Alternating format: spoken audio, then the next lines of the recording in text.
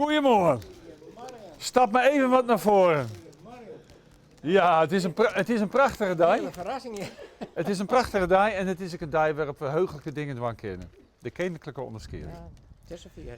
Het is Safir. Ja, oh, je hindert al op rekken daar. Ja. Goedemorgen. Ben je vrouw de Vries? Ja. Ja, dat is heel goed. Ik heb een verrassing voor jou.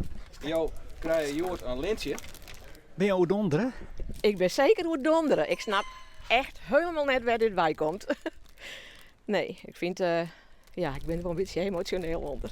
Trek het jou, hè? Ja, trek het me heel bot. Ja, ik schrik je er nog even helemaal van. Ja. Ik ben er even al. Ja.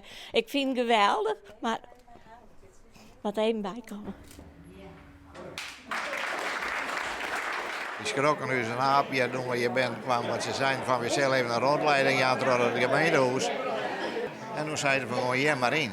Nou ja, dan kom je in de zaal te zitten en dan tref je al je mensen en denk verdikken nog, wat hebben we nou nog aan?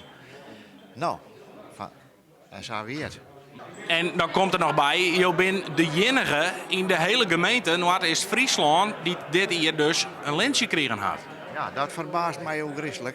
Want ik denk, er ben wel volle meer van zulke mensen. Hè? Maar ja, er moet niet een waarde die dat even vormen brengt. En daar kan je zelf niks aan doen. Een applaus voor jou.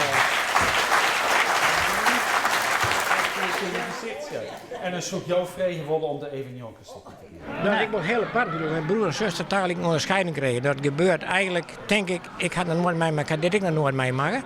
Maar dat is wel heel bijzonder. Zonder duit van ik van der Witte. En dat is nog meer bijzonder. Ik heb echt weer niks in de gaten. Ik kan nooit één keer wat vernomen dat ik dacht, zus of zo. Nee, dus het is weer echt leuk.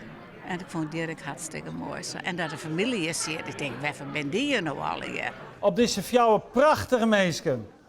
Proost.